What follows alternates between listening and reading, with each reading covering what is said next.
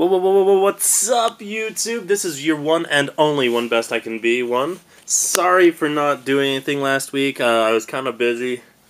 I'm still busy even this week. Like, I gotta go to the shop, to my card shop, and sell stuff and trade still. But this week I'm going to be talking about a kind of cool thing that I normally don't talk about because I always find it best for people to do it themselves. But I'm talking about some side deck cards today. Now, side decking is a really important part of the game. Anyone who knows me, that I play at my shop, I won the last 2 weeks at my tournament mainly because my side deck just kicked some serious butt.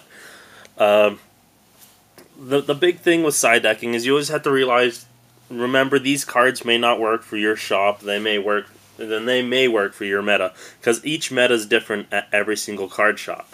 Mine personally has a ton of crazy shenanigans, so this is the reason why I side deck some of these cards.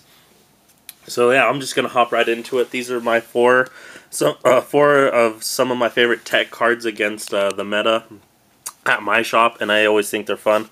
The first one is this little beauty here, Chain Disappearance. The card is really good. I'm surprised I don't see it more often. Like, if anyone's noticed, at my shop, personally, we have a lot of samurais. Even I play samurais sometimes. And this card just rapes samurais. If you do it on a Kagamusha, that Kagamusha's gone and they can't synchro for Shien because they're dead. Yeah, this card's amazing against samurais. If you really want to just hit their Kageki, you can hit their Kageki, or you can hit their Kagamusha with this, and it's just game over. Or even against the Inzektor mashup, I've seen this in Japan and in Singapore and other things like that, where they're just sitting there and they're waiting for him to summon the damsel, and then they're like, okay, damsel? It's like Chain Disappearance. I'm like, whoa, you just totally Chain Disappearance a Dragonfly, and it's amazing. This format, I really, really like it. So that's a minute for that card. Here's another one I truly like. Forbidden Chalice. This format, Forbidden Chalice, is actually really, really good. It's not good against some of the decks like Hero Beat and other stuff like that, or against like Dark Worlds, but against most of the format, it's actually really good. This thing, like I said, will kill Inzektors. This will kill Sams. This will kill, at my shop, they play Lightsworn, they play Ninja, Karakuris, anything like that. This is just another, Veiler, and it really works. Like, in the words of the guy who won with a YCS with Hero, sometimes it's just cool to boost your own creature, even, like, it's like, attack your guy, damage calculation, boost him by 400. And that 400 can actually win games. It's very surprising. Sometimes this card can be dead, but sometimes it's not. It's just, like I said, personal preference for your meta at your shop. If you're playing a ton of Inzektor decks or Gladiators or whatever the shenanigans you're playing, I would recommend teching this in your main, or at least side one or two if you're playing one or two Veilers.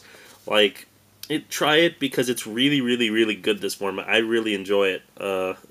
That's probably why the prices are all fluctuating on this card, because people are up and down about it. I personally enjoy it and really, really love it. So that's 2 cards down. The next one you probably may have seen or heard from a certain TCG site. It is Cloak and Dagger. Cloak and Dagger is also really, really, really good, this format. If you have specific people that always play certain decks and they don't ever change their deck basically every week, this is a card that even if like, they only have 2 or 3 decks that they specifically play, like, this thing is amazing for local metas, and I don't know why people do not play Cloak and Dagger. This card really does work. It makes it so that way you just call out a name. If they play the card, oops, it just got banished. The big thing with this is, like, siding this in against the wind-up player. Like, you go, as soon as they start off, they, like, make a carrier. Let's say they make a carrier. It's like, okay, call out Hunter. They can no longer play Hunter and they cannot loop you. Or say, like, call out the carrier itself. They suddenly cannot exceed for the carrier, and there goes their entire loop. Like, they would have to MST or Heavy Storm this. And yes, MST's at 3, and I know Heavy Storm's at 1, but I don't care. The thing is, though, is they have to draw it. It's the same thing between this chain. They have to draw the MST. They have to draw the Heavy Storm. So the thing is this card's actually really amazing, this format. I mean, someone I remember back in the day when I was playing, what was it? I was playing Scraps.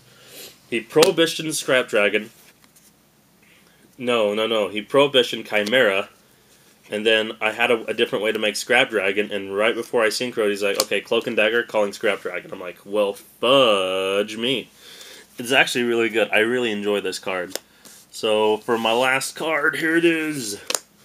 Heroes Roll number 2. I know no one's seen this card since, like, forever ago.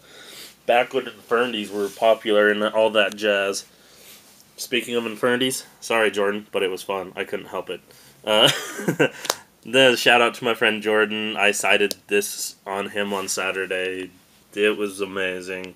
Heroes Roll 2, if you don't know what it does, is you negate the activation of a spell or trap card and effect monster's effect that targets a card or cards in the graveyard, and you destroy it. So that could be anything. Like, if they DD Crow'd one of my monsters, I could negate that DD Crow. If they Monster Reborn, I can negate their Monster Reborn. If they Scrap Chimera, I can negate that. Double-Edged Sword Technique. This thing just says, screw you to anything that touches the graveyard. And that, quite frankly, is amazing. The big thing with this card is, like, it's kind of expensive for a rare, but then again, the expensive rare right here, this is the super, by the way, it's shiny.